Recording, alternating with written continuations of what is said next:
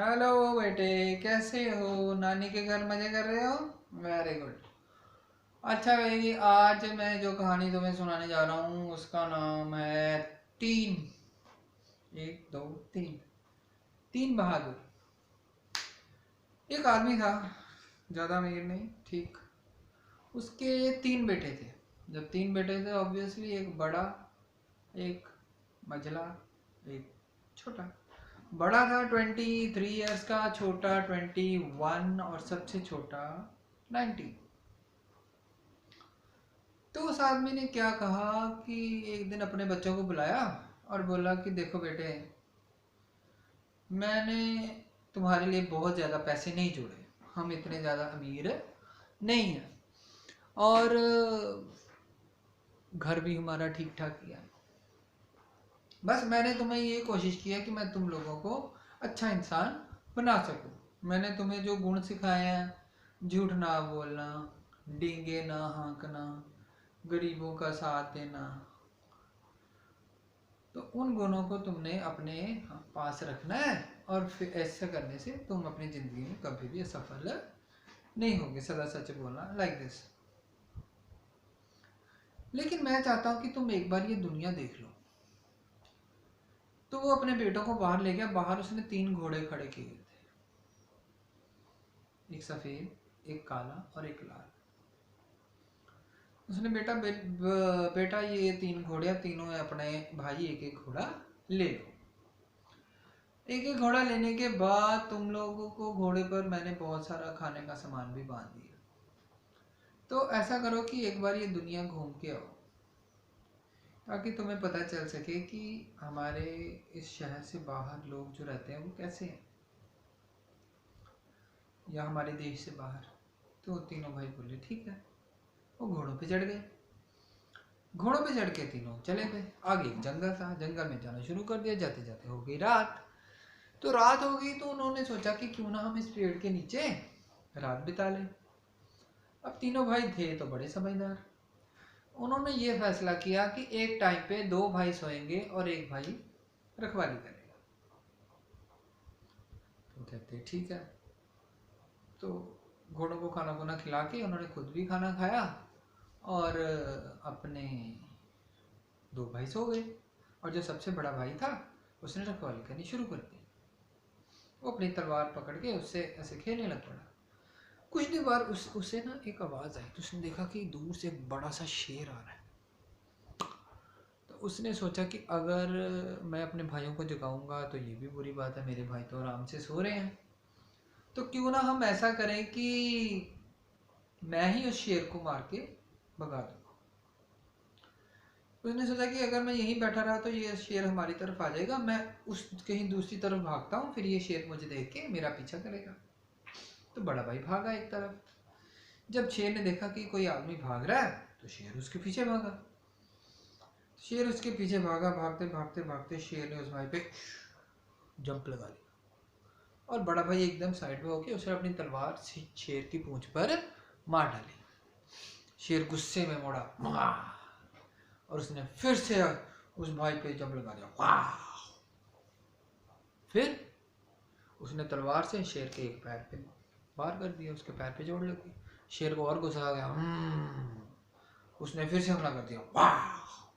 अब भाई ने उसके दूसरे तलवार पे मारा और उसका दूसरा पैर भी कट गया। और फिर उसने सीधी तलवार उसके सर में मार के शेर को वहीं पे मार दिया। फिर उसने क्या किया, अपने जेब में से चाकू निकाला और शेर की पीठ पर से एक उसकी स्किन का ना लंबा सा टुकड़ा काट के अपने पास रख लिया कि जब मेरे भाई उठेंगे तो उनको बताऊंगा। वो जाके वहीं फिर अपने भाई के पास बैठ गया। फिर मंझला भाई उठा, वो सो गया, बड़ा सो गया। फिर मंझला सो गया, छोटा उठा। ऐसे दिन हो गया। सुबह उन्होंने अपने घोड़े पकड़े और घोड़ों पर आगे आगे चल। और एक शहर क्रॉस किया, दूसरा, तीसरा किया, तो वहाँ पर उनको फिर रात होगी जंगल में। तो वहाँ एक बहुत बड़ा पेड़ था। तो वो उस पेड़ के नीचे उन्होंने कहा कि हम यहाँ सो जाते हैं और रूल हमारा वही रहेगा, एक टाइम पे दो सोएंगे, एक रखवाली करेगा। तो ऐसा ही हुआ। दो भाई सो गए और बड़े भाई ने रखवाली शुरू कर दी। थोड़ी देर बाद बड़ा सो गया और मझले भाई ने रखवाली शुरू कर दी। वो अपनी तलवार से खेल रहा था कि उसको झाड़ियों में आवाज आई। फिर वो उठ के गया। उसने देखा वहां पे एक बहुत बड़ा अजगर, इतना मोटा, और वो उन भाइयों की तरफ अपनी जीभ लप लपाते हुए आ रहा है। वो समझ गया कि ये तो हमें खा जाएगा तीनों को, तो मुझे इसको मारना पड़ेगा। उसने अपनी तलवार निकाली, अजगर को मारी। अजगर ने अपने उसको पूंछ मारी, वो गिर गया।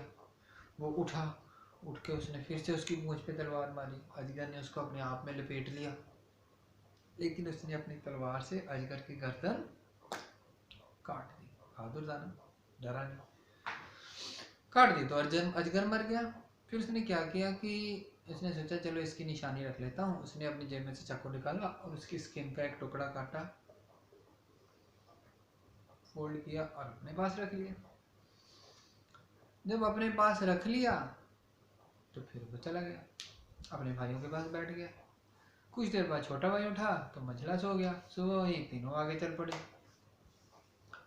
आगे चलते चलते एक पहाड़ आया, एक पहाड़ पार किया, दूसरा पहाड़, तीसरे पहाड़ तक जब वो पहुंचे तो रात हो गई। अब वो फिर से सो गए। और रूल क्या था? 2 1, 2 सोएंगे और 1 रखवाली करेगा। तो पहले बड़े भाई ने रखवाली की, फिर मंझले ने, और फिर छोटे की बारी आई। तो छोटे की बारी आई तो थोड़ी हवा चली, तो जो वो आग जलाई हुई थी उन्होंने वो आग बुझ गई। तो उसने सोचा यार ये आग बुझ गई है, आग के बिना तो यहाँ पे मुश्किल होगा। तो उसको दूर ना एक थोड़ी रोशनी नजर आ रही थी। उसने सोचा मैं वहां से आग ले आता हूँ। वो वहां चला गया। उसने देखा वहां पे झोंपड़ी है। झोंपड़ी के अंदर देखा तो वहां पे 20 चोर बैठे हुए थे, डाकू, और वो राजा के महल में चोरी का प्लान कर रहे थे। तो उसने बोला कि मैं इनके साथ अकेला तो लड़ाई नहीं कर सकता, और क्योंकि मैं एक जिम्मेदार आदमी हूँ इसलिए मैं भाग भी नहीं सकता कि राजा को पता ना चले कि मुझे तो पता नहीं था कि यहाँ पे चोरी हुई, चोरी की प्लानिंग होती। तो मुझे किसी न किसी तरह इन्हें रोकना होगा। तो उसने दरवाज़ा खोला और सीधा अंदर चला गया। जब चोरों ने उसे देखा तो वो हैरान हो गई, ये कौन है।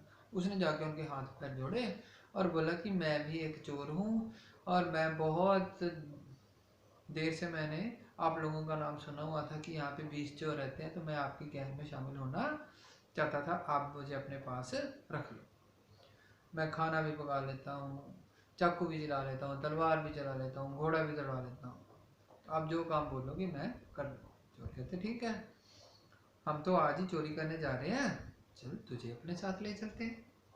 उसने बोला ठीक है, मुझे ले चलो। वो ले गए। उन्होंने बोला कि आज हमने राजा के महल में चोरी करनी है, तो क्योंकि तुम हमारे नए मेंबर हो इसलिए तुम्हारी ड्यूटी ये है कि तुम दीवार फांद के अंदर जाओ और देखो सारे पहरेदार सोए हुए। कहता ठीक है, मैं ऐसे ही करूँगा। वो जंप मार के ऐसे दीवार पे चढ़ा, फिर ऐसे उसने लेट के दीवार पार की, और आगे जाके जब देखा तो सारे पहरेदार सो रहे थे। तो वहाँ पे एक ना बैलगाड़ी खड़ी हुई थी, जिसपे बैल नहीं थे, सिर्फ गाड़ी थी। उस गाड़ी को घसीट के ना दीवार के पास ले आया जहाँ से वो चढ़ा था, और उसने अंदर से आवाज़ लगाई चोरों को कि सब कुछ ठीक है, एक एक करके आ जाओ। कहते ठीक है। जब सबसे पहला जो चढ़ा उसने जैसे ही दीवार से अपने आप को पार किया, गर्दन आगे बढ़ाई, छोटे भाई ने उसको कंधे से पकड़ के तलवार से उसकी गर्दन काट के उसको नीचे गिरा लिया। ऐसे फिर दूसरे चोर को, तीसरे चोर को, और उसने 20 के 20 चोरों की गर्दनें काट दी। गर्दनें काटने के बाद उसने सोचा चलो महल का चक्कर लगा लेते हैं। वो महल में गया। उसने महल में देखा कि 3 कमरे एक जैसे बहुत सुंदर सजे हुए। तो वो पहले कमरे में गया, वहां पे उसने देखा इतनी सुंदर राजकुमारी सो रही है, उसने कभी देखी नहीं थी उसे। तो उसने क्या किया, उस राजकुमारी के हाथ में से एक,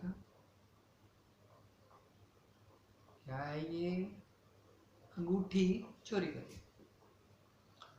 फिर उसको जिज्ञासा हुई कि चलो दूसरा कमरा देखते हैं। फिर वो दूसरे कमरे में गया। दूसरे कमरे में जाके उसने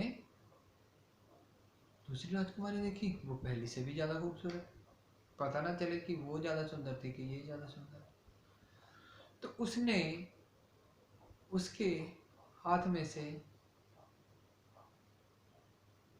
एक चूड़ी निकाल ली सोने की, अपने पास रख ली। अब उसने सोचा तीसरे में भी जाता हूँ। वो तीसरे में भी चला गया। जब वो तीसरे में गया तो वहां देखा उन दोनों से भी ज्यादा खूबसूरत। अब वो चेक करने पड़ गया कि कौन सी ज्यादा खूबसूरत है, ये तो सब एक से बढ़कर एक है। तो उसने क्या किया, उस तीसरी वाली के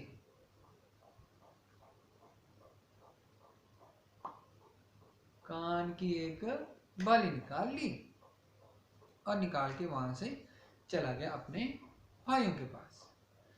जब सुबह हुई तो पूरे महल में शोर मच गया कि रात को कोई चोरों ने महल पे हमला कर दिया, किसी बहादुर आदमी ने 20 के 20 चोरों को मार दिया, लेकिन वो राजकुमारियों के एक एक गहने उठा के ले गया।